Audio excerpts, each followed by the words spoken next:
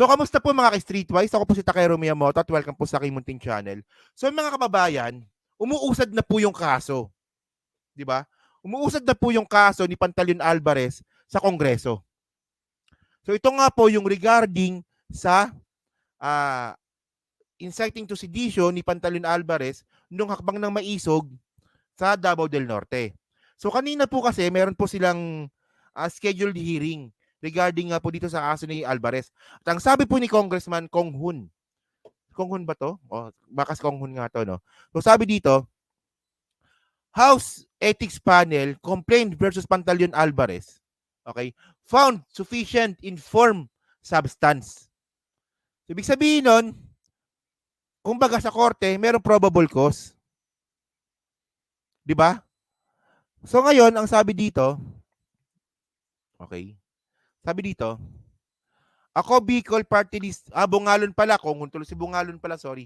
Ako Bicol Party List Representative Raul Angelo Bungalon disclosed his information after the committee's initial deliberation on Thursday regarding the complaint filed by Tagum City Mayor Ray Uy.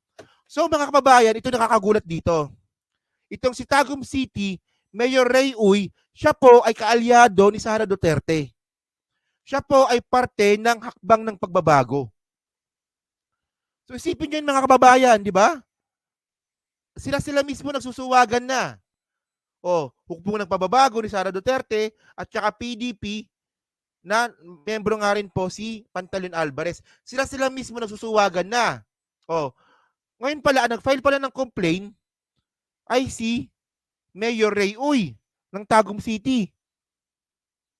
O, so ngayon sabi dito, basically, the Committee on Ethics and Privilege has already acquired jurisdiction over the case considering that the committee was able to determine the sufficiency of its form and content of sworn complaint affidavit filed by Mayor T. Uy of Tagum, Bungalon said. So, ito nga po yung sa Article N number 3, which is the very strong allegation is the seditious remarks made by Congressman Alvarez during the rally that transpired this month of April, said Bungalon, referring to the call of Alvarez for the members of the AFP to withdraw their support from President Ferdinand Marcos Jr. So, ibig sabihin nun, posibleng masibak si Alvarez, di ba? Bilang congressman, kasi ethics to eh. Di ba? Kasi ethics kasi to eh. Oh. And then bukod dyan sa problema ni Alvarez sa bukod sa problema nga ni Alvarez dyan sa Congress, meron pa siyang kaso sa DOJ. O, ito naman statement of Justice Secretary Jesus Crispin Remulla on the statement of Congressman Pantaleon Alvarez, di ba? I have considered sabi ni sabi ni Boying Remulla to I have considered an investigation on the statement of Congressman Pantaleon Alvarez to determine whether it has risen to the level of sedition, inciting to sedition, or even rebellion. Diba? As a former lawmaker myself, so dati kasi yung congressman yan si Boying Remulla. I would like to remind Congressman Alvarez to act in accordance to the high standard of ethics, morality, and nationalism to avoid remarks unbecoming of a member of the House of Representatives. Yan. Nationalism. Hindi Dutertenism. So ngayon mga kababayan, panoorin po natin yung sinabi nga po ni Congressman Bungalon. So tuloy talaga. Ibig sabihin ng tuloy. Oh. Initial consideration of the complaint that was received by the committee of a case filed against Representative Pantaleon Alvarez of the 1st District of Davao del Norte. So basically, the Committee on Ethics and Privileges has already acquired jurisdiction over the case, considering that the committee was able to determine the sufficiency of its form and content of the sworn complaint affidavit filed by Mayor T. Uy of Tagum City. The complaint alleges circumstances that constitute disorderly behavior and violation of the code of conduct of the House of Representatives, also violation of different laws like the revised penal code. So basically, number one, it was alleged by the complainants the continued and unjustified absence. So yung pati yung absence pala sa sa Congress kasama pala, no? So putol kasi yung video. So mga kababayan kasi, ang punto natin dito, ang sinasabi ni Pantaleon Alvarez, wala naman daw po siyang ginawang kasalanan. Kita mo, abogado mukhang walang alam, no? Kasi tayo naman mga kababayan, hindi naman tayo abogado, pero tayo marunong po tayo magbasa. Ayun po pagkakaiba natin. Okay, so ito mga kababayan, no? So sa Republic Act number 10951, ang sabi dito, no? Article 142, inciting to sedition, no? The penalty prison correctional. So ibig sabihin nun, may kulong, di ba? Is a maximum period and fine not exceeding 400,000 pesos. So bakit? So paano nangyari 'yon? So ito nga po ay galing po pag ito ginawa po ng isang tao, di ba? Okay? So ito without taking any direct part, the crime of sedition should incite others to the accomplishment of any of the acts which constitute sedition by means of speech, proclamations, writing, emblems, cartoons, banners, or even representation tending to the same end, or upon any person or person who shall utter seditious words of speeches, write, publish, or circulate scurrilous libels against the government. So ang linaw dito mga kababayan, against the government. So sino ba ang gobyerno ng Pilipinas? Yung Presidente Bongbong Marcos natin. 'Di ba? Si Presidente Bongbong Marcos po yung gobyerno ng Pilipinas. So ang linaw po sa batas na to na may paglabag talaga si Pantaleon Alvarez. Mukhang hindi niya talaga alam yung sinasabi niya. Oh. So ngayon mga kababayan, ang tanong dito, anong gagawin ni Digong? 'Di ba? Ano gagawin ni Digong dito? Oh. Ngayon ba kaya kang ipagtanggol ni Digong dito? Oh. So ngayon, so malinaw naman mga kababayan yung nakalagay dito, 'di ba? In means of writing, speeches. So ano bang sinabi ni Pantaleon Alvarez? Alam ko napanood niyo na 'to. Pero obvious naman kasi talaga na seditious talaga yung ano niya. Yung speech niya. Ito sabi niya, oh. Yung saligang batas. Ako paulit-ulit kong binasa yan. Naghanap ako ng provision doon kung ano ba ang tungkulin ng Armed Forces of the Philippines. Wala akong makita na nakalagay sa saligang batas na sinasabi the Armed Forces of the Philippines shall protect the Commander-in-Chief. Wala po.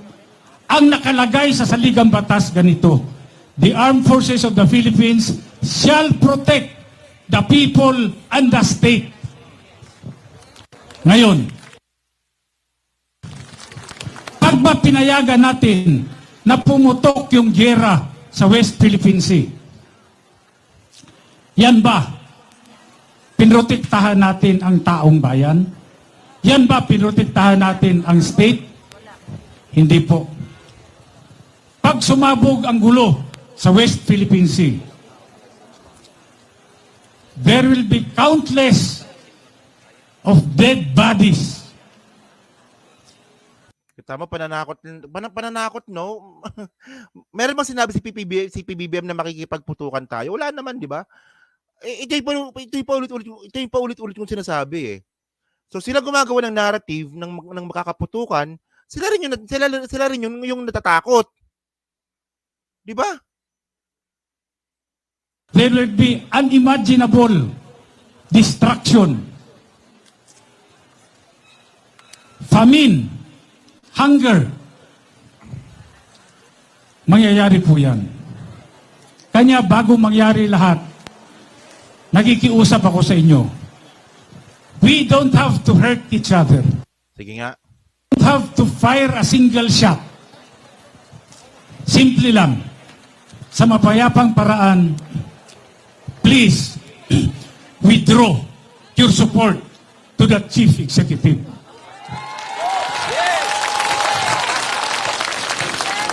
po nag-withdraw kayo ng suporta sa kanya, ibig sabihin, sinusuportahan nyo ang probisyon sa saligang batas na to protect the people and the state. Yan po ang pinakamahalaga dyan. Kita mo, wala talagang alam, no? Kasi kung mga kababayan kasi, no, sobrang basic lang nito. Kung babase ka sa Constitution, bakit ka babase sa Constitution? Bumase ka sa batas. Kasi Constitution kasi, mga kababayan, ito po yung haligi ng gagawing batas. So, ko naman, parang hindi abogado naman to. Kasi mga kababayan, kung sa Constitution ka lang babase, ano lang yun basihan lang yun ng mga gagawing batas eh. So may mga batas po na babase sa Constitution. So ibig sabihin nun, hindi kumpleto yung Constitution natin kasi yun nga po yung magiging basihan para gumawa ng batas. So doon ka sa batas doon ka sa batas tumingin. Ang sabi ng batas nga, bawal yung ginawa mo. Ito panloloko din talaga nito, no? Yan oo. Nagets niyo ba mga kababayan yung pagkakaiba ng Constitution at ng mismong batas?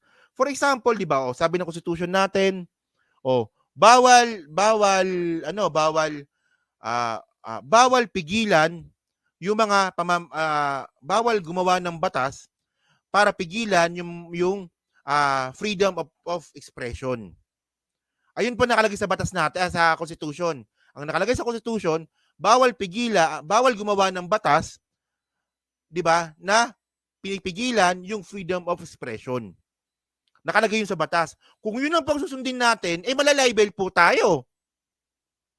'Di ba? Kasi po gumawa po ng batas, 'di ba, na libel, 'di ba, or defamation, ayun naman po is hindi naman kinikitil yung kalayaan na mamahayag. So ngayon, kung babase ka sa Constitution, na sabi ng Constitution, bawal gumawa ng batas na pumipigil sa malayang pamamahayag, merong libel case. Hindi ka nga pinigilan na magsalita. Yun nga lang, kapag sumobra ka, may libel ka. Isipin niyo mga kababayan, di ba, masyado niyang minimislead po yung mga tao eh. Bakit ka babase sa Constitution? Bumase ka sa batas. Hello po Sir Ivan. Sir Ivan punta tayong rally So yun mga kababayan, no? So ngayon mga ka-streetwise, no? So ano nga po masasabi nyo nga po dito sa tuloy po na kaso, 'di ba? Sa Ethics Committee nga po ng House regarding nga po dito kay Pantalon Alvarez. So ang tanong ngayon natin dito, ano magagawa ni Digong ngayon? May magagawa ba si Digong? Ngayong naipit ka. Mukhang iniiwan ka na ata eh. So yun mga babae, no? So thank you po mga ka-streetwise, no? So pa-comment lang po sa baba, binabasa ko pong lahat yan. So maraming salamat po. Kita na lang ulit tayo baka bukas. Thank you po, maraming salamat. Hello po, thank you po, no?